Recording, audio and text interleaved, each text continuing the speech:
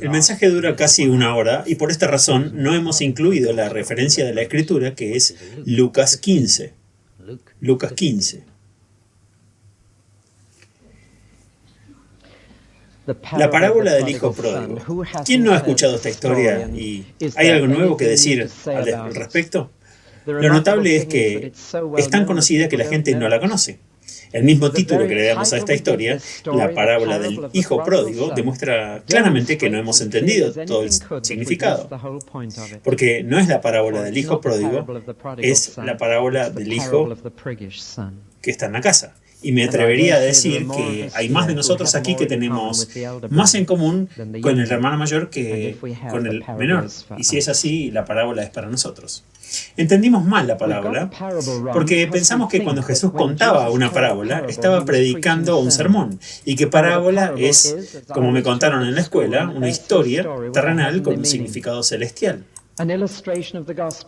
Una ilustración del Evangelio. De hecho, hay algunas personas que me dicen que creen que todo el Evangelio cristiano, las buenas nuevas del cristianismo, se encuentran en esta parábola. No puedo creer eso. No se menciona la cruz en esta parábola y no se menciona la resurrección en esta parábola. Y mi Evangelio se centra en la cruz y en la resurrección. Porque creo que ahí es donde se centra el Evangelio del Nuevo Testamento. Y por lo tanto, esta parábola no es el Evangelio. No es la buena noticia. Es como cualquier otra parábola de Jesús. No se habló desde un púlpito, no se dio como un discurso para niños o un sermón. Fue un arma de palabras usadas en medio de una batalla. Y él usó estas armas de palabras ya sea para defenderse o para atacar a otros.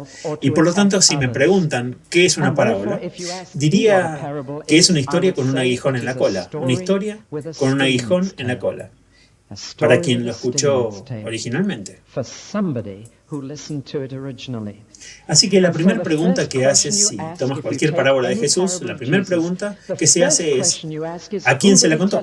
¿Y por qué se la contó a ellos? En ese momento, en ese lugar y en esa situación. Por lo tanto, la parte más importante de esta parábola es comprender los versículos 1 y 2 del capítulo 15 del Evangelio de Lucas. Y en esos dos versículos se les dice quién estaba allí cuando él contó la historia. Y luego van a entender por qué la contó. Y por qué está muy mal llamarla la parábola del hijo pródigo. Ahora, cuando mires estos dos versículos, encontramos que había dos grupos de personas en la situación. Así como más tarde hay dos hermanos en la historia. Eso te da una pista de inmediato.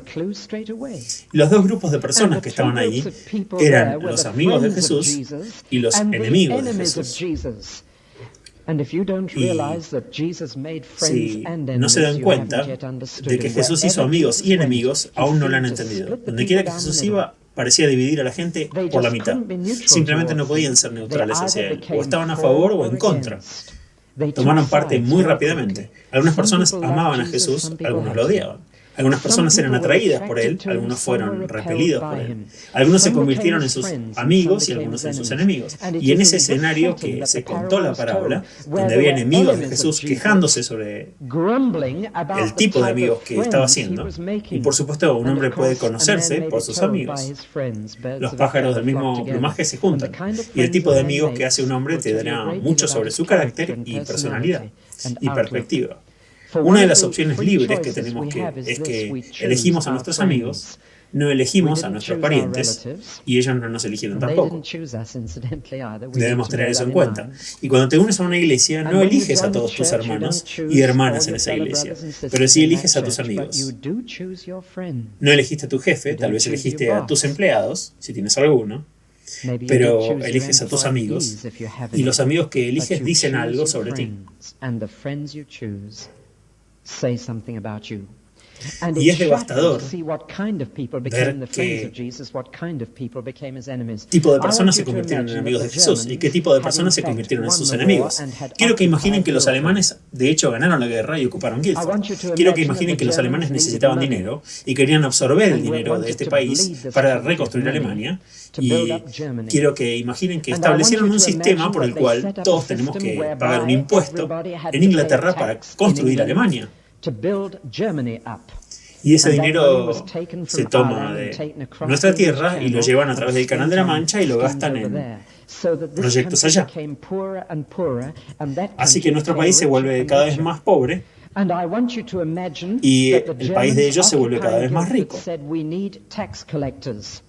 Y ahora quiero que imaginen que los alemanes que ocupan Guildford dicen: necesitamos recaudadores de impuestos, y les ofrecemos el trabajo, y hay una gran bonificación en cada centavo de impuestos recaudado para el recaudador de impuestos. De hecho, haremos la vista gorda a la bonificación que se recauda, y de hecho daremos respaldo oficial al recaudador de impuestos para cualquier bonificación que pueda obtener de las personas. Y así le damos mano libre para sacar la mayor cantidad de dinero de la gente de Guildford, siempre que obtengamos la cantidad fija de impuestos que queremos para Alemania. Y quiero que se imaginen que algunos hombres de esta congregación se ofrecen para el trabajo y siguen adelante. Y dijeron: tomaremos el trabajo. Y que comienzan a sacarnos nuestro dinero, no solo para enviar dinero a Alemania, sino para llenar sus propios bolsillos. Y los vemos hacerse casas cada vez más grandes y hacerse ricos y más ricos a costa nuestra. ¿Creen que serían populares en Guildford? ¿Creen que harían amigos aquí? Estas son las personas que eran amigos de Jesús. Los recaudadores de impuestos para los romanos, a quienes se les dio la mano libre para desangrar a la gente siempre y cuando los romanos obtuvieran su impuesto fijo. Y había judíos que se ofrecieron para el trabajo, y Jesús se mezcló con ellos. Fue a sus casas, incluso llamó a uno de ellos a ser uno de sus discípulos. Y le llamaban el amigo de publicanos. Esa palabra no significa casa pública o dueño de casa pública, significa recaudador de impuestos, publicani, el recaudador de impuestos romano. ¿Pueden imaginarse una persona que se hizo amigo de gente así, traidores, llenando sus propios bolsillos a costa de su propia nación, en el pago en los bolsillos de un ejército invasor? ¿Los imaginan siendo populares? Y Jesús estaba sentado en una gran fiesta con los recaudadores de impuestos. ¿Pueden imaginarse? El único grupo de personas con el que nadie más iría a comer, y él estaba allí. Y había otro grupo de personas amigables con Jesús. Se les llamaba pecadores. Eran las personas que hacía mucho tiempo que habían abandonado la religión en general, mientras que los recaudadores de impuestos eran ricos, los pecadores eran pobres. Eran hombres trabajadores que trabajaban duro, que simplemente no iban cerca de la iglesia, y les decía mucho tiempo que renunciaran a tratar de guardar los 10 mandamientos y no fingieran tratar de ser religiosos. Y las personas religiosas los llamaban pecadores. Y él también estaba ahí. Ahora, estas eran las personas que eran amigos de Jesús. Y uno de los mayores insultos que se le dio a nuestro Señor y Salvador Jesucristo, creo que es uno de los mayores cumplidos que jamás se haya hecho. Lo llamaron amigo de los pecadores. O el amigo de los pecadores. Las personas que no habían sido aceptadas en otros círculos eran amigos de Jesús. Y el resultado fue que, porque se hizo amigo de este tipo de personas, hizo muchos enemigos de otro tipo de personas. Por un saqueo que Jesús ganaba, perdía a toda la multitud. Y eligió hacer eso. Y cuando ese pobre hombrecito subió al árbol y Jesús le dijo: baja, voy a almorzar contigo hoy, él fue el único que entró a almorzar con Zaqueo. Dice que el resto de la multitud se quedó afuera y dijo: bueno, es el tipo de hombre que es. Mira, nos han engañado. Y los enemigos estaban formados por personas respetables y personas religiosas. Y las personas que al menos estaban tratando de ser buenas. Y las personas que estaban tratando de guardar los 10 mandamientos. Y las personas que estaban tratando de vivir una vida digna. Y ellos fueron los que se convirtieron en enemigos de Jesús. ¿Por qué? Porque se hizo amigo de personas para las que no tenían lugar. Y esa es la atmósfera tan tensa que Jesús contó la historia del hijo pródigo. Empiezan a ver el aguijón en la cola ahora. Empiezan a ver por qué la contó. Y entonces hay una situación en la que Jesús está sentado y disfrutando de una fiesta en la casa de recaudador de impuestos con los pecadores a su alrededor, y las personas que miran a través de los arcos abiertos del patio son las personas religiosas respetables. Y están diciendo: bueno, él dice ser un buen hombre, dice ser el hijo de Dios, dice ser un líder religioso, dice decirnos cómo es Dios, y mírenlo. Y aquí estamos nosotros, hemos vivido de manera respetable, hemos tratado de ser buenos, hemos tratado de no hacer el mal. Lo hayamos logrado siempre o no, al menos lo hemos intentado. Y estas personas ni siquiera lo han intentado, simplemente se dieron a la tentación y nosotros al menos intentamos superarlas. Y murmuraron. Y 2 grupos de personas. Jesús tomó estos 2 grupos y comenzó a hablar de ellos de una manera muy sutil e indirecta. Pero supongo que antes de que llegara al final de la parábola entendieron el mensaje alto y claro.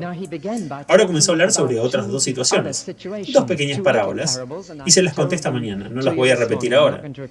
Pero hay ciertas cosas que quiero decir sobre esas parábolas de esta mañana, que tuvimos esta mañana, que nos ayudan a entender la parábola principal, la oveja perdida y la moneda perdida. Dos cosas perdidas, una de las cuales se perdió muy lejos, la otra se perdió en casa. ¿Ven esa pista que comienza a prepararnos para la historia principal? Dos hijos. Uno se perdió muy lejos de casa y el otro se perdió ahí mismo, en casa. No es la parábola del hijo pródigo, es la parábola de los dos hijos perdidos. Y uno, como una oveja, había rodado de inmediato, se había ido, se había descarriado a un país lejano. Y el otro, como una moneda, todavía estaba dentro de la casa y se había perdido. Jesús era un narrador tan hábil, podía incluir a todo el mundo en su audiencia en algún momento, así que contó una historia al aire libre para los hombres y una historia interior para las mujeres. Y toda la audiencia estaba con él. Y su tema fue que perder algo trae tristeza, pero encontrarlo de nuevo trae una gran alegría. Y él ya está tratando de explicar por qué está contento con estos recaudadores de impuestos, por qué está disfrutando de una comida con los pecadores, por qué hay una atmósfera tan encantadora ahí, y por qué afuera hay una atmósfera tan miserable. Está diciendo que perdido significa infelicidad, encontrado significa alegría. Y hay otra cosa. Perdido pone a alguien por su cuenta. Encontrado hace que quieran compartir con la gente. Si notas eso, en esas dos pequeñas historias, que cuando la oveja se perdió, el pastor salió por su cuenta para encontrarla, pero cuando la encontró llamó a sus amigos y vecinos y la cosa se compartió. Cuando la mujer perdió la moneda, se fue sola por la casa buscándola, pero cuando la encontró era tiempo de estar juntos. Y uno de los significados de la pérdida es este, que cuando un hijo de Dios está perdido, hay una soledad en la situación, una terrible soledad. Y el Señor Jesucristo vino solo en busca de esa oveja. Pero cuando se encuentra una oveja, cuando un hijo de Dios perdido regresa a Dios y vuelve a casa, ese es el momento de reunirse, ese es el momento de celebrar. Es la gente perdida que dice, puedo ser cristiano sin ir a la iglesia. Si te dicen eso, diles, está bien, pero ¿lo eres? Es la gente perdida quienes hablan de ser un individuo. Son las personas perdidas quienes piensan en una vida solitaria.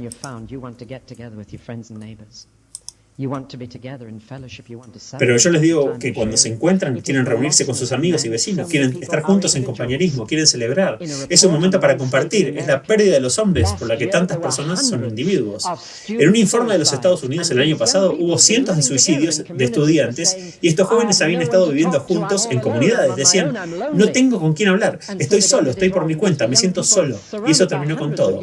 Y estos eran jóvenes rodeados por cientos de jóvenes de su misma edad, pero no podían comunicarse. Y la pérdida de Dios trae una soledad terrible. Una oveja perdida y un pastor buscando esa oveja. Pero cuando la gente se encuentra, hace compartir, trae compañerismo, trae celebración juntos. Así que aquí está el tema. Jesús está diciendo, he estado buscando algunos. Pero ahora estamos celebrando juntos. Estos son mis amigos y vecinos, los llamé para celebrar. Y él había hecho eso si solo hubiera venido uno. ¿Recuerdan lo que pasó cuando Mateo, ese pequeño escribano garabateando que cobraba impuestos en una mesa, cuando Jesús le dijo, sígueme? Había sido un hombre muy solitario hasta ese momento. ¿Pero qué pasó? ¿Qué hizo? ¿Qué fue lo primero que hizo? Organizó una fiesta y celebró. Recuerdo que hablé de este tema hace algún tiempo aquí en Millville. Y esa noche había un joven sentado en un banco aquí que vino al Señor en medio del sermón y regresó a Dios. ¿Y saben cómo me dijo que había venido Dios cuando salió por la puerta? Me dijo, bien, ¿cuándo es mi fiesta? ¿Cuándo es mi fiesta? Quizás esté aquí esta noche y recuerde haberme dicho eso. Celebremos juntos. Buscar uno por uno es un asunto solitario, perderse y ser encontrado. Pero una vez que lo has encontrado, quieres compartirlo. Y por lo tanto, una persona que dice que puede ser cristiano sin ir a la iglesia, creo que deberíamos decirle, bueno, primero sé cristiano y luego verás lo que quieres hacer. Querrás celebrar, querrás reunirlos a todos y decir, compartamos la alegría. Así que estas dos historias tienen muchas cosas que nos preparamos Nos preparan para la historia principal.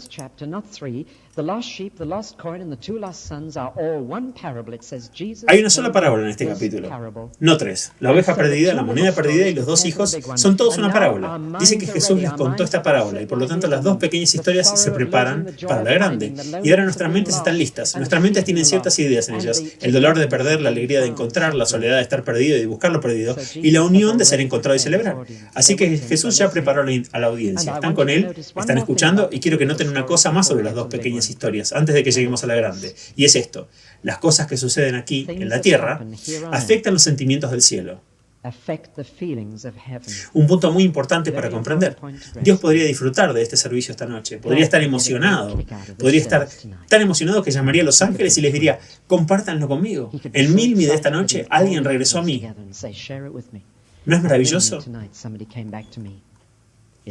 E incluso si la tierra no celebra, incluso si la gente critica, y lo hacen, y si la gente trata de hacer pedazos lo que Dios está haciendo y trata de encontrar algo malo, no importa. Incluso si la gente en la tierra está murmurando, quejándose y refunfuñando, démosle al cielo un poco de alegría. Los ángeles saben que es bueno y celebran cuando solo una persona en la tierra viene al Señor Jesucristo, se arrepiente del pecado y comienza de nuevo en Él.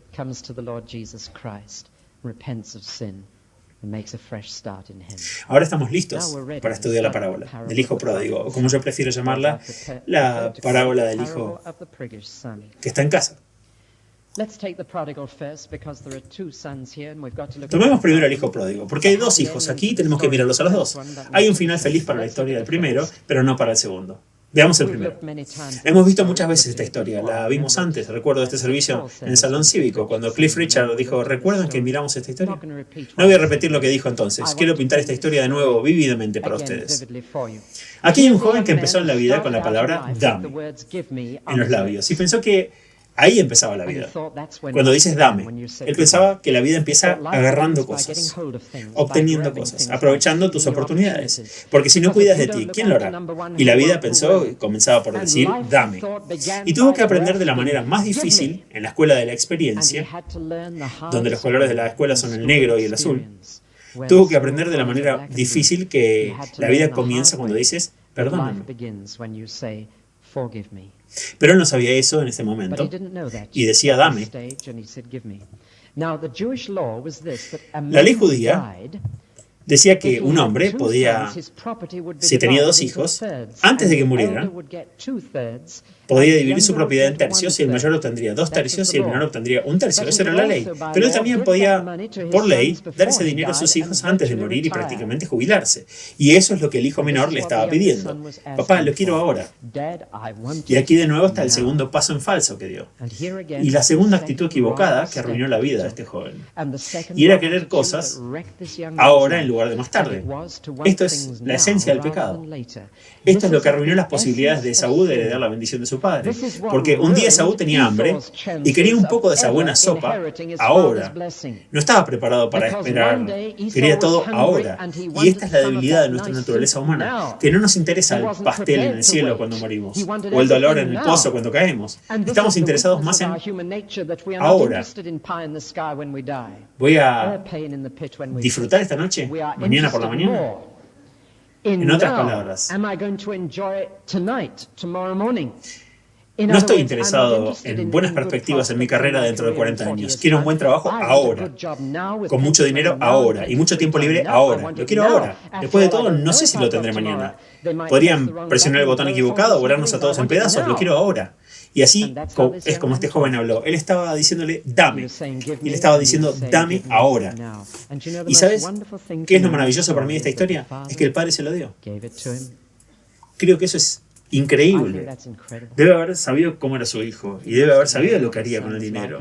Y estaba perfectamente dentro del derecho del padre de decir, no, hijo, cuando yo esté muerto lo tendrás.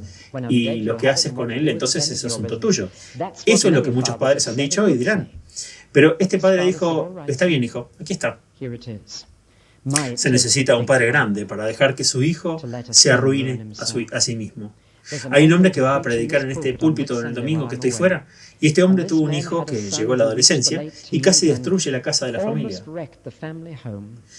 Era difícil, estaba malhumorado, era de malos modales, estaba arruinando la familia, el círculo familiar, era egoísta, claramente no quería estar bajo las restricciones de la familia. Y entonces, ¿saben lo que hizo ese padre? Tenían 2 autos. Uno el auto familiar normal y el otro un cacharro que habían guardado y lo usaban para ir de compras. Y este hombre llamó a su hijo a su estudio y le dijo: hijo, aquí está el auto viejo, las llaves del auto viejo. Acá hay 50 libras. Vete. Fuera. No quieres quedarte. Vete. Vuelve cuando quieras ser parte de la familia. Madre mía, se necesita coraje. Se necesita un buen padre para hacer eso. El chico se fue. No sabían a dónde se había ido. Y ese hombre no durmió por algunas noches después de eso, preguntándose qué había hecho. El niño regresó muchos meses después. Un chico cambiado. Padres, ¿tienen el coraje para darle a sus hijos la oportunidad de arruinar su vida y darles la bienvenida cuando regresen? Y dividió su dinero estando vivo, sabiendo lo que iba a suceder. Aquí viene una etapa en tu vida familiar en la que tienes que hacer esto con tus propios hijos. Y esto es lo que Dios el Padre hizo. Nos dio la vida a cada uno de nosotros. Nos dio a todos la salud. Nos dio una oportunidad a cada uno de nosotros. Nos dio a cada uno de nosotros un regalo, alguna habilidad. Nos dio a cada uno algunas oportunidades. Y Él dijo: ahí está, me he dividido en mi sustancia y miren lo que hemos hecho con ella. Qué Padre audaz es Dios para darnos la oportunidad de pecar. Yo sé a dónde fue ese joven, porque de Galilea, que no era un lugar muy emocionante para vivir, solían ir a una ciudad a unas 200 o 300 millas al norte, llamada Antioquía, que se llamaba la París del Imperio Romano, un lugar para discotecas y teatros. Era el lugar donde se vivía y sobre todo era una gran ciudad gentil, por lo que estaba alejado de las inhibiciones judías, estaba alejado de los tabúes religiosos, era un lugar donde realmente te podías divertir. Y ese era el país lejano, porque aunque hoy no estaría lejos en coche o avión, entonces era un largo camino a pie. Y ahí es donde iban los jóvenes de Galilea si querían rebelarse contra sus padres y salir de esta estricta atmósfera religiosa. Iban al norte y llegaban a Antioquía, al país lejano, y lo pasaban bien. Y allí se fue. Y tenía muchos amigos porque tenía mucho dinero. Y si quieres gastar dinero, encontrarás a mucha gente que te ayude a hacerlo. Y fue allí porque quería libertad. Fue allí porque quería divertirse, porque quería amigos. Y sobre todo fue porque quería la vida, y la tenía. Y la disfrutó durante bastante tiempo. Como se puede en un país lejano. Es bastante agradable por un tiempo. Y lo pasó bien. Él no era bueno. Estaba desperdiciando su vida, estaba desperdiciando el dinero de su papá. Recientemente leí algo muy divertido de un padre que envió a su hijo a una prueba de aptitud para tratar de conseguirle un trabajo. Así que lo mandó a una oficina de orientación vocacional para una prueba de aptitud y regresó el informe de este chico: es más adecuado para jubilarse. Y bueno, uno puede entender eso. Este muchacho lo era. Esto es lo que quería. No quería un trabajo, quería disfrutar de sí mismo. Un niño siendo entrevistado en la televisión recientemente se le preguntó: ¿cuál es tu ambición en la vida? Dijo que quería conducir un camión de helados. Y se fue al país lejano y comenzó a divertirse. Y tenía muchos amigos. Y les diré una cosa: se olvidó de su papá. Y les diré otra cosa: su papá nunca se olvidó de él. Esa es la situación. Hay 2 preguntas que se ciernen sobre el país lejano. 2 preguntas persistentes que puede que se olviden, pero que regresan. Número 1, ¿qué tendrás para mostrar al final?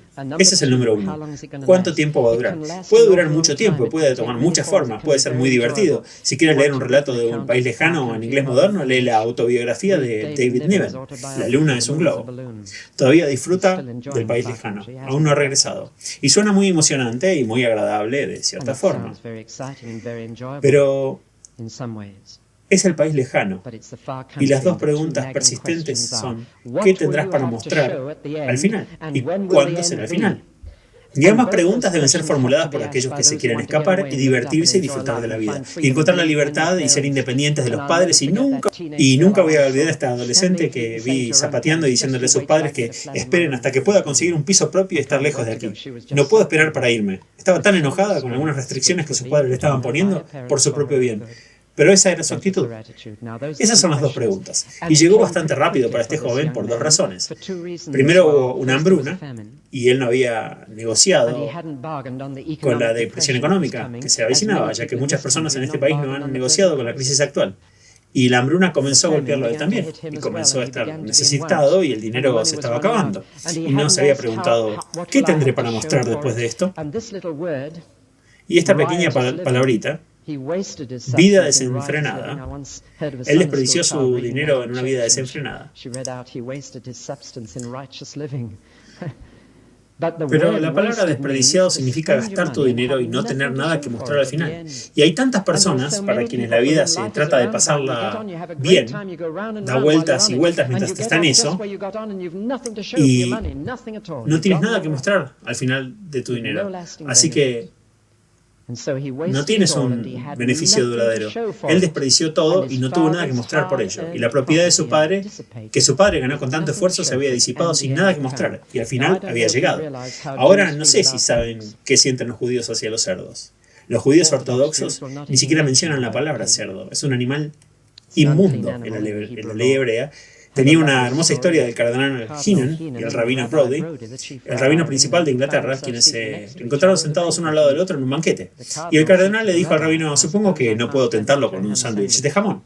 Y el rabino, muy astutamente, le respondió, podría ser en su boda, cardenal. Y este es uno de esos tabúes más fuertes entre los judíos ortodoxos y los cerdos. Los cerdos son un animal inmundo, son un animal sucio. Estamos teniendo dificultades mentales ahora sobre la idea de comer alguno de estos peces de aguas profundas horribles, de aspecto espantoso que vemos a tener que comer si seguimos comiendo pescado y patatas fritas. Y se ven horribles, tenemos una repulsión mental en contra de comerlos. El tipo de bloqueo psicológico que tuve cuando fui a Lancashire por callos y cebollas. Y tienen este bloqueo mental muy profundo y espiritual. Honestamente sienten que si se mezclan con los cerdos, están sucios a los ojos de Dios. Corre muy profundo entre los musulmanes también de hoy. Y recuerdo haber tratado con un joven de las fuerzas, de quien yo era responsable. Era un musulmán de Chipre y no quería tocar ningún alimento que haya sido cocinado en grasa de tocino. Y eso cubría la mayor parte de la comida en el ejército. Y tuve que intentar hacer arreglos especiales para él en la Fuerza Aérea, porque era tan profundo que sentía que estaba pecando contra Dios por hacer esto. Y aquí está este joven sentado con los cerdos. ¿Qué me dice eso? Me dice que todo su respeto por sí mismo se ha ido. Porque cuando un hombre hace lo que antes nunca habría hecho, cuando un hombre que alguna vez tuvo escrúpulos por una cosa la hace y no lo piensa dos veces, cuando un hombre pierde sus principios, perderá el respeto por sí mismo. Llegará al punto en que ya no se admirará a sí mismo, y cuando un hombre hace esto está terminado. Y sin embargo, cuando un hombre llega al final del camino, puede estar empezando. ¿No es extraño para la naturaleza humana que tenemos que llegar al fondo antes de mirar hacia arriba? ¿Tenemos que meternos en un verdadero lío antes de llamar a Dios? Cuando todas las demás cosas han fallado, entonces estamos preparados para probarlo a Él. Es triste que sea el último al que vayamos. Por el otro lado, incluso si es el último recurso, es un recurso maravilloso. Y Dios ni siquiera rechaza a nadie que haya puesto a Dios al final de la línea y lo haya probado último. Este hombre tocó fondo y luego se recuperó. No me gusta esa traducción, volvió a sus sentidos. Prefiero volvió a sí mismo. Y nuevamente recuerdan al predicador negro en los estados del sur que dijo, hermanos, se quitó la chaqueta y la tiró. Y se quitó la camisa y la tiró. Y se quitó el chaleco y lo tiró. Y luego, hermanos, simplemente volvió a sí mismo. Ahora ese predicador en realidad estaba diciendo algo muy profundo. Nos vestimos nosotros mismos. Nos cubrimos nosotros mismos. No solo con la ropa que intentamos usar para impresionar a la gente, con lo que somos o cómo queremos ser. Y todos nos expresamos con la ropa, pero con barnices sociales, con la etiqueta social. Lo cubrimos todo. Y la mayor ignorancia del mundo es no conocerte a ti mismo, y es la más peligrosa de todas. En el templo del Partenón griego, en Atenas, encontrarán sobre el pórtico principal 2 palabras inscritas que los antiguos griegos decían que eran el corazón de toda sabiduría. Conócete a ti mismo. Conócete a ti mismo. La tragedia es que muy poca gente se conoce a sí mismo. En parte porque no queremos, preferimos conocer el exterior y no el interior. A veces tenemos que tocar fondo y pasar por el desastre antes de dar una buena mirada por el espejo y decir, así que así es como soy realmente. Soy un completo tonto. Eso es lo que dijo este joven. Dijo, miren a lo que he renunciado para conseguir esto. Y había empujado estas cáscaras, estas vainas de algarroba. Y son cosas bastante ásperas para masticar, y las habría metido por la boca si pudiera. Y ahí estaba apestando a cerdos. Y sí que apestan. Y él quería meterse en el abrevadero y comerse esa porquería. Y en ese momento volvió en sí.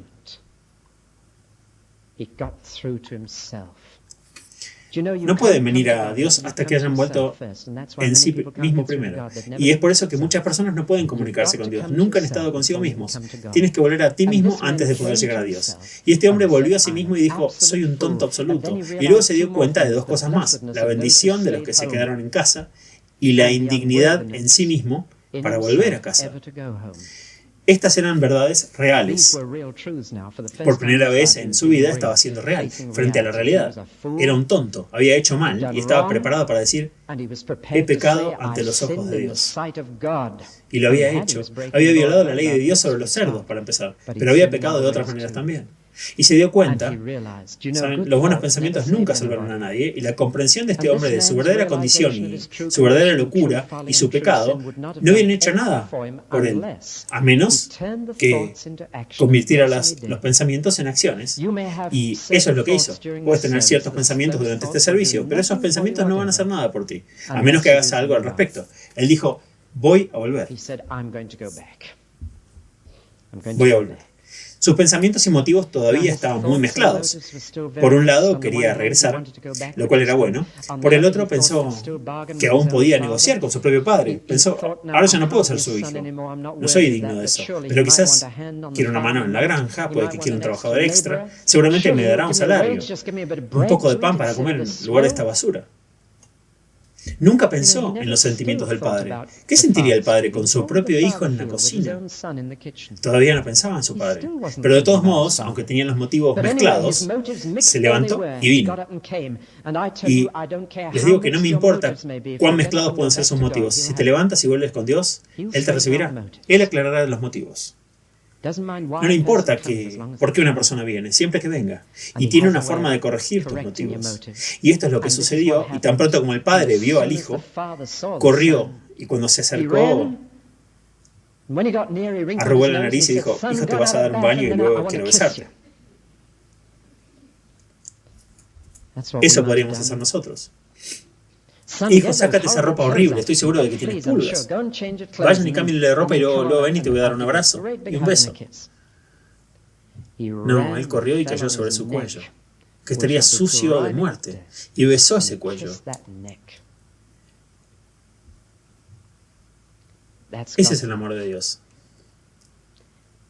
Y el chico ni siquiera logró su trato. Dijo, Padre, he pecado contra ti y contra Dios. No soy digno de ser llamado tu hijo. Ahí es hasta donde llegó. El padre no quería oír ni una palabra más. No hubo reprimenda por el pasado, ni consejos para el presente, ni demandas para el futuro. El padre no dijo, si prometes que intentarás ser mejor, puedes tener una segunda oportunidad. El padre dijo, traigan la túnica, traigan el anillo, traigan los zapatos. Y si nunca han estado en un país donde la gente pobre no lleva zapatos y los esclavos no usan zapatos, no entenderán esto. Si saben algo de los himnos negros espirituales, saben que los esclavos de las plantaciones de algodón solían cantar, todos los hijos de Dios tienen zapatos. Cuando llegue al cielo, me pondré los zapatos. Es una señal de filiación. Los esclavos no tienen zapatos. ¿Por qué el padre hizo todo esto? El hijo no había prometido que sería mejor. El hijo no se había probado a sí mismo, no había estado en un periodo de prueba. Les diré por qué. Porque el hijo había hecho lo único necesario para recibir todo eso. ¿Qué había hecho? Les diré que se fue del país lejano. Eso es todo. Y lo único que Dios nos pide que hagamos cuando venimos a Él es dejar atrás esa vida autoindulgente, egocéntrica y obstinada que pensamos que era vida. Y Él dice, tienes que dejar eso atrás. Solo vuelve a casa. Y no puedes volver a casa y quedarte en el país lejano. Si dejas eso, eres hijo. No me extraña que se pusieron a bailar. ¿Recuerdan este evangelista metodista Dr. Russell Malp? Algunos de ustedes quizás lo recuerden. Cuando vino a Cambridge, habló con los estudiantes. Los estudiantes le hicieron preguntas y uno dijo, Doctor Maltby, ¿pueden los cristianos bailar? Él dijo, algunos pueden y otros no pueden. Y el estudiante dijo, lo siento, ¿deben los cristianos bailar? Dijo, ciertamente, si tienen algo por lo que bailar. Me atrevo a decir que incluso algunos de ustedes se preguntan acerca de bailar aquí. Estarán bailando en la gloria, por pura alegría. Esas chicas que bailaron este coro de aleluya esta mañana, todos estarán haciendo eso. Quise unirme esta mañana, pero la oferta no fue aceptada. Pero podré unirme algún día. Había una celebración de canto y baile. ¿Saben? Para eso era que el hijo se había ido al país lejano, para encontrar fiesta. Recuerdo haber visto una película cuando era niño, me conmovía mucho, se llamaba El pájaro azul de la felicidad. Y era la historia de un niño y una niña que partieron de su pequeña casa de campo para encontrar la felicidad, y la felicidad estaba simbolizada por un pájaro azul. Y fueron a todos lados, fueron por todo el mundo en diferentes países en busca de este pajarito azul. Regresaron al pasado, conocieron a las grandes figuras del pasado en busca del pájaro azul. Se fueron hacia el futuro y vieron cosas inimaginables en el futuro, y siguieron buscando el pájaro azul. Y nunca lo encontraron en ningún lado. Regresaron muy tristes a casa, al final de la película. Y justo cuando llegaron a la vista de la cabaña donde vivían, escucharon el canto de un pájaro. Y ahí arriba estaba, en el árbol, el pájaro azul. Y hay millones hoy en día que piensan que si quieres tener una vida real tienes que alejarte lo más posible del cristianismo, alejarte de lo que puedas de Dios. Si quieres la vida real, olvida los escrúpulos. Olvida todas estas cosas con las que fuiste criado para considerar lo bueno y lo malo. Aléjate. Ellos volverán, confío, algún día, antes de que sea demasiado tarde, y descubrirán que el mismo lugar donde pensaban que no estaba, ahí está. He venido para que tengas vida y la tengas en abundancia. Les diré que encuentro que es el mayor temor entre los jóvenes de hoy. Es el miedo a perderse algo y les impulsa a hacer cosas extraordinarias y probar experiencias extraordinarias y ver películas extraordinarias. Pero es el miedo a perderse algo que haría la vida más plena y abundante. Y por supuesto no se puede hacer todo. Y si vas a ver esta película no puedes ver la otra. Si vas a este país no puedes ir al otro. Y todo el tiempo está este espantoso miedo. ¿Me estoy perdiendo de la vida? ¿Me estoy perdiendo algo? Y saben, mientras corres para tratar de ponerte al día, huyes de ella. Y la vida se tiene en Cristo. Puedes dejar todo lo demás y perder todo lo demás. Pero si tienes a Cristo, encuentras la vida real. Así que llegó a casa y encontró en casa la alegría. La celebración que no tuvo resaca.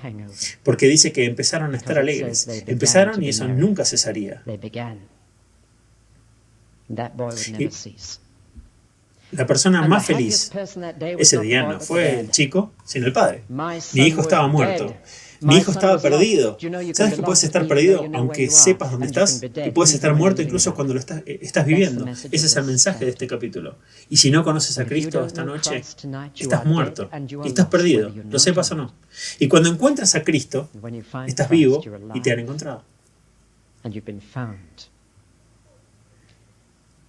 Todavía no llegamos al punto de la historia. Y en los últimos 5 minutos quiero llegar a la historia real.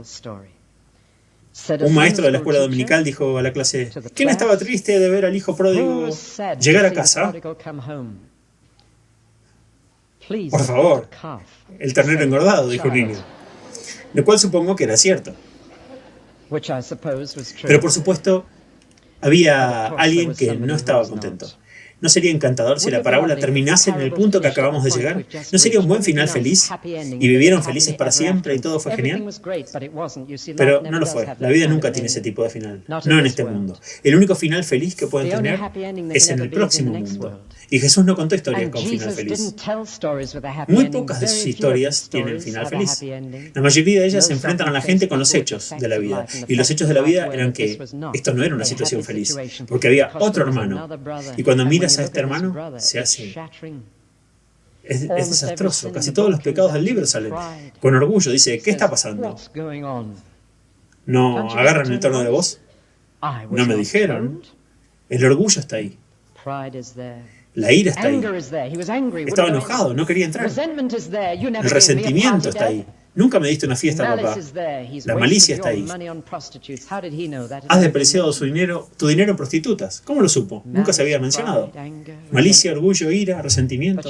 Pero ¿saben? El verdadero problema con este chico era una de las cosas que nos pasaba a muchos de nosotros que hemos sido criados en círculos cristianos. Hemos vivido vidas respetables, pero no hemos tenido vida. Hemos sido hijos. Y sin embargo, hemos sido esclavos. Y saben, el hijo pródigo se convirtió en esclavo cuando se vendió al mismo al dueño de los cerdos. Pero el hermano mayor era un esclavo también. Y lo muestra en lo que dijo. Las cosas que ha hecho en esa granja eran un deber, no un placer. Había sido obstinadamente leal. Había hecho todo lo que su padre quería que se hiciera. Había sido obstinadamente leal. Había sido sin amor fiel. Siguió adelante, vivió como su padre quería que viviera. Pero no había alegría ahí. No había amor. Y esta es la tragedia. Y es un punto de tensión muy real en una comunidad de iglesia. Cuando cristianos mayores han sido obstinadamente leales y han venido a todos los servicios y han mantenido el lugar funcionando cuando solo había unos pocos. Y luego algunas personas vienen de afuera, sin antecedentes eclesiásticos, nunca han sido leales. Y ahí están, gritando aleluya y bailando en los pasillos, emocionados de estar ahí. Y aparece resentimiento, enojo. Hay dos cosas que al hermano mayor no le gustaron. Número uno, que el hijo pródigo tenía las cosas fáciles. Y número dos, que lo estaba disfrutando mucho. Y ese es el resentimiento que podemos tener si nos han educado respetablemente, si se nos ha criado con que debemos ir a la iglesia y que es correcto ser obstinadamente leal y que debe seguir tratando de ser bueno. Y luego alguien lo hace todo tan fácil y simplemente se lo entregan en un plato. Y nos molesta que haya sido así, porque para nosotros fue una larga lucha y un cansancio, y que hemos tenido que meternos en ello. Y aquí está esta persona que le entregan todo sin más, y no ha hecho nada de esto, y nos molesta que haya sido tan fácil. Y luego nos molesta que lo disfruten tanto, porque en nuestra lealtad obstinada no lo disfrutamos tanto como eso. Y no quisimos gritar, alaben al Señor. Eso quería una mujer que fue a una iglesia anglicana en Londres, recuerdan, y gritó aleluya en el seminario. Y el vicario se acercó corriendo y le dijo, señora, no debe hacer eso aquí. Y ella dijo, pero tengo religión. Bueno, no la obtuvo aquí, señora. Ese tipo de actitud, les digo hoy, que hay una nueva ola del Espíritu de Dios en todo el mundo. Y las personas que no han tenido antecedentes en la iglesia, vienen a la iglesia y quieren bailar, y quieren gritar en la iglesia, quieren disfrutar de su religión. Y la gente que ha estado yendo lealmente durante 40 años a través de las edades, les resulta muy difícil de entender, muy difícil de apreciar. ¿Por qué deberían tenerlo todo tan fácil? ¿Por qué deberían disfrutar más de la religión que yo si yo he sido leal todos estos años? No es fácil, ¿verdad? Pero es una de las pruebas de fuego de nuestra relación con nuestro Padre. Es esto. ¿Se emocionan cuando una persona lo tiene fácil y lo disfruta? ¿O está enojado y resentido?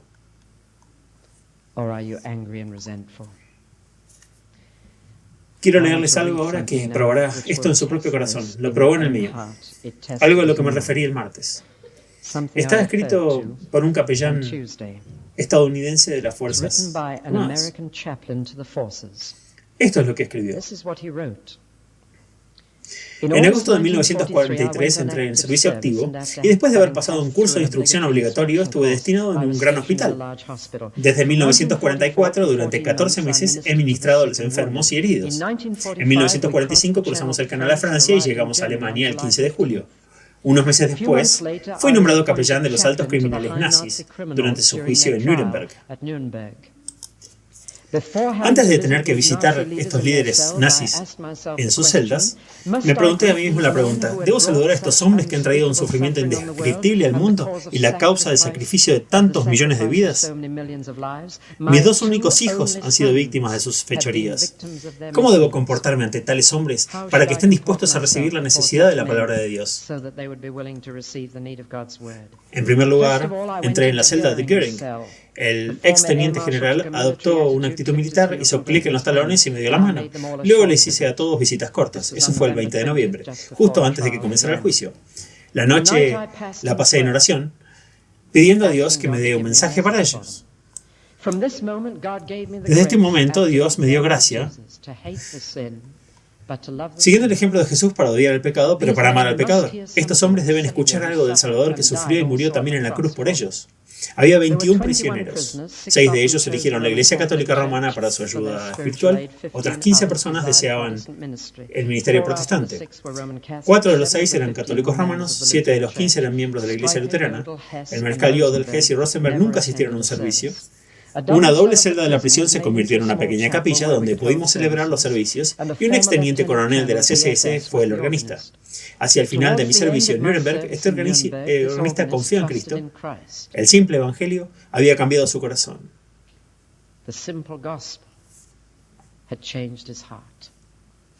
Franz Seiskart, Kaltenbrunner y von Papen asistieron al servicio católico romano. Keitel von Ribbentrop, Reider, Dernitz von Neurath, Speer, Schacht, Frick, Funk, Fritsch, von Schirach, Sokol y Göring formaron mi congregación. Solíamos cantar 3 himnos, leer porciones de la Biblia y luego dar un breve discurso para cerrar con una oración. Nunca hubo ningún problema o dificultad. Sokol fue el primero en abrir su corazón al Evangelio. Él era padre de 10 hijos y tenía una esposa cristiana. Después de algunas visitas, nos arrodillamos junto a su cama y él oró la oración del publicano. Dios, ten misericordia de mí, un pecador. Y yo sabía que era sincero. Luego Fritsch, von Schirach y Speer preguntaron si podían tomar la comunión. Vi que estos 3 hombres, recibiendo el pan y el vino, cuando vi a estos 3 hombres recibiendo el pan y el vino, estuve embargado con emoción, porque Dios había trabajado poderosamente a través de su palabra y espíritu en sus corazones, y como pecadores arrepentidos habían aceptado el perdón a través de Cristo. Reider, el jefe de la Marina alemana, leyó con celo su Biblia y a menudo vino a mí con pasajes difíciles. Keitel, el jefe del Estado Mayor del Ejército Alemán, me pidió que transmitiera su agradecimiento a quienes habían proporcionado su bienestar espiritual siendo criminales. Y con lágrimas dijo: me han ayudado más de lo que pueden llegar a imaginar. Que Cristo me sostenga. Con von Ribbentrop al principio no encontré respuesta, pero más tarde él comenzó a leer su Biblia. Luego siguió la promulgación de la oración, como Göring, von Ribbentrop, Keitel, Kaltenbrunner, Rosenberg, Franz, Fritsch, Jodl y 6 más fueron condenados a muerte por ahorcamiento. Hess, Funk y Reider a prisión de por vida. Von Schirach a 20 años. Dernitz a 10, Schacht, von Papen y Fritsch fueron absueltos. La mayor parte del tiempo restante lo pasé en las celdas de los condenados. A través de un favor de los jueces, a los condenados se les permitió ver una vez más a sus esposas. Fue una reunión muy triste.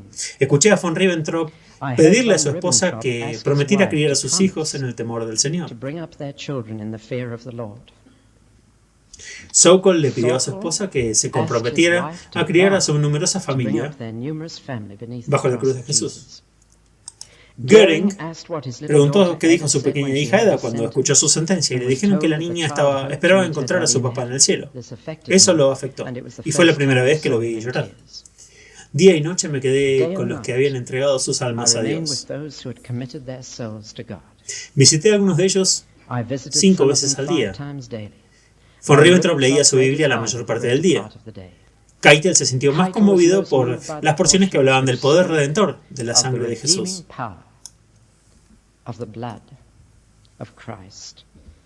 Sokol estaba muy molesto. Dijo muchas veces que colapsaría antes de la ejecución de la sentencia y oraba en voz alta, continuamente. Oh Dios, ten misericordia de mí, un pecador. Estos 3 tomaron la comunión por última vez conmigo en sus celdas. Dios había cambiado sus corazones y ahora, en presencia de la muerte, habiendo perdido todas las cosas materiales y sus vidas indignas, pudieron confiar en las promesas de Dios para los pecadores perdidos. La noche anterior a la ejecución de la sentencia, tuvo una larga entrevista con Göring. Le planteé la necesidad de prepararse para encontrarse con Dios. En el curso de nuestra conversación, ridiculizó ciertas verdades bíblicas y se negó a aceptar que Cristo murió por los pecadores. Hizo una negación consciente del poder de la sangre y sus últimas palabras fueron: la muerte es muerte.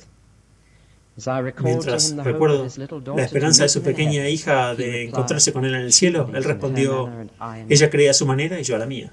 Una hora después escuché voces agitadas y supe que él se había quitado la vida. Su corazón aún latía cuando entré en su celda, pero cuando le pregunté no hubo respuesta. Un pequeño tubo de vidrio vacío yacía sobre su pecho y se había ido a la eternidad. Un final espantoso. A medida que se acercaba la hora de la ejecución de la sentencia, ahora con Göring muerto, von Ribbentrop fue el primero en subir a la horca. Antes de salir de su celda, declaró que ponía toda su confianza en la sangre del Cordero, que hizo expiación por el pecado, y le pidió a Dios que tuviera misericordia de su alma. Luego vino la orden de proceder a la cámara de ejecución. Sus manos estaban atadas, subió 13 escalones hasta la horca, pronunció la última oración y ya no estaba. Keitel también se fue a la eternidad confiando en la gracia perdonadora de Dios. Luego, Sokol se fue a su muerte y con el último saludo a su esposa e hijos, en la última oración, cambió su vida terrenal por una eterna. Frick me aseguró antes de su muerte que él creía también en la sangre purificadora y durante nuestros sencillos servicios del Evangelio, él había conocido personalmente a Jesús. Del último grupo estaba Rosenberg, a quien constantemente había rechazado toda ayuda espiritual. A mi solicitud, si podía orar por él, respondió con una sonrisa: no, gracias. Vivió y murió sin un salvador. Ahora llegó Strike. Al principio se negó a dar su nombre, pero cuando llegó el momento de la ejecución, mencionó el nombre de su esposa y se fue a la eternidad con un grito de Heil Hitler. Un terrible final. ¿Qué sienten sobre esto?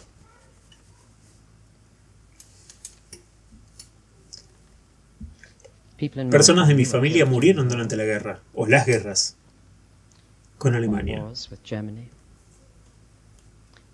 ¿Qué sienten? ¿No están emocionados? ¿No están contentos? ¿No pueden estar emocionados de que estos hombres que he mencionado estén celebrando con el Señor Jesús? Llegaron a casa. Sí, sé lo que han hecho. Dios lo sabe aún mejor lo que han hecho, pero Dios los aceptó. Y son tus hermanos. Y van a estar en el cielo contigo. Y tú vas a estar celebrando con ellos. Y Dios dijo: estos mis muchachos estaban muertos y perdidos. Y están vivos. Y se han encontrado. ¿Ven cómo reaccionamos como el hermano mayor? Bueno, espero que no. Espero que digas: solo estoy emocionado de que hayan vuelto a casa. Porque esos hombres no eran peores que yo. Yo no soy mejor que ellos. Necesito tu gracia. Tu corazón te lo habrá dicho mientras lo leía. Si tienes el amor del Padre en tu corazón, o la reacción del hermano mayor. Pero este es el significado de la parábola, y los aguijones en la cola. Y quiero decirte que creo que muchos de nosotros tenemos más en común con el hermano mayor que con el menor. Puede que no hayamos estado muy lejos de Dios, como algunos de ustedes han estado. Lo sé. Puede que no hayamos pintado la ciudad de rojo, puede que no lo hayamos vivido, puede que no hayamos tirado por la borda todos los escrúpulos religiosos de nuestra crianza. Es posible que nos hayamos quedado en casa y vivamos unas vidas respetables y religiosas, pero quiero terminar contándote que el padre de la historia fue tan tierno y cariñoso con el hermano mayor como con el menor. Fue hacia el mayor, corrió hacia el menor y lo trató con tanta ternura y dijo: hijo, es tu hermano. Es tu hermano. No tienes nada que perder dándole la bienvenida. Todo lo que tengo es tuyo. No tienes nada que perder. Hijo, todo lo que tengo es tuyo. Podrías haber tenido una fiesta en cualquier momento que quisieras. Y esta es la tragedia, que aquellos de nosotros que somos tan respetables, pero tan faltos de exuberancia y vitalidad, de conocer al Señor, que podríamos haber tenido todo el tiempo. Ese hermano mayor podría haber tenido el ternero gordo pidiéndolo. Era suyo ya. El Padre ya había dividido las cosas a sus hijos. Y las oportunidades que hemos perdido de tener una vida real y disfrutar de Dios al máximo. Pero el Padre suplica y dice, hijo mío, es tu hermano. Estaba perdido, terriblemente perdido, pero está en casa. Es correcto celebrarlo. Es correcto alabar al Señor. Es correcto cantar y bailar. Es correcto estar emocionado de que cada vez más personas vengan al Señor ahora, más de lo que han venido desde hace algunos años, y que la marea esté cambiando. Es correcto emocionarse. Pidámosle al Padre que nos dé su amor y dejemos de ser esclavos del deber y deleitémonos en la gracia. Dos cosas que el hermano mayor no podía soportar eran la gracia y la gratitud. Gracia, darlo todo a una persona que no se lo merecía. Y gratitud al querer celebrar. La historia no ha terminado. Y por supuesto, esto es como muchas parábolas de Jesús, no ha terminado. No hay final feliz. Hay preguntas que quiero hacer. ¿Se quedó el hermano menor en casa y lo hizo bien y no pensó en el país lejano nunca más? No lo sé. No lo sé. ¿El hermano mayor se arregló con el hermano menor? ¿Se hicieron amigos? Realmente no lo sé. Porque verán, la historia de Jesús la contó y luego se detuvo repentinamente, como para decir, tú termina la historia. Tú termínala. Porque en la situación en la que hablaba les decía a esa gente religiosa y respetable, ven y únete a la fiesta. Entra. Escribe tu propio final de la historia. Entra. He dicho antes, cuando hablé de esta historia, que los que escuchan a Jesús escribieron un final muy trágico para la historia. Déjenme contarles. La BBC, cuando transmitieron esta historia en forma dramatizada, cometió el error fundamental de terminar la historia con el hermano mayor diciendo, lo siento, papá, entraré. Pero eso no sucedió. ¿Saben lo que realmente sucedió? Estas personas que murmuraron que Jesús era amigo de los pecadores corresponden al hermano mayor de la historia. Escribieron este final, y el hermano mayor miró a su padre y le dijo, te voy a matar por esto. Te voy a matar por esto. Eso es lo que hicieron. Porque el padre de la historia no es Dios, sino Jesús. El padre estaba en él, pero el padre de la parábola era Jesús. Y el hermano mayor eran los fariseos, y los escribas y las personas religiosas que pusieron a Jesús en una cruz y lo mataron porque era lo que era. Y solo les pregunto, al final de este solemne mensaje, ¿qué final has escrito tú para la historia? ¿Eres un hermano menor y has estado largo tiempo lejos de Dios? Entonces escribirás al final de esta noche y dirás, no entiendo completamente qué va a significar, solo sé que si vuelvo con Dios esta noche, entonces es donde debería estar, y ahí es donde va a comenzar. Escribe este final en tu propio corazón, pero yo quiero suplicar a aquellos de nosotros que estamos más tentados a ser el hermano mayor. ¿Escribirías este final? Señor, estoy emocionado de que haya una nueva vida en busca y que gente sin antecedentes de iglesia no se unan de la manera que yo los conozco y que no están acostumbrados al tipo de servicio de lealtad que he brindado o tratar de brindar a lo largo de los años. Pero Señor, estoy encantado de que estén de vuelta a casa. Estoy deseando conocer a estos nazis alemanes en el cielo. Les pertenezco y todos hemos recibido la gracia juntos. Señor, solo quiero ser parte de la celebración. Cuenta conmigo. Mata a otro ternero gordo para mí, porque voy a ir a la fiesta. Escribe tu propio final de la historia. Jesús te invita a hacerlo. Oremos.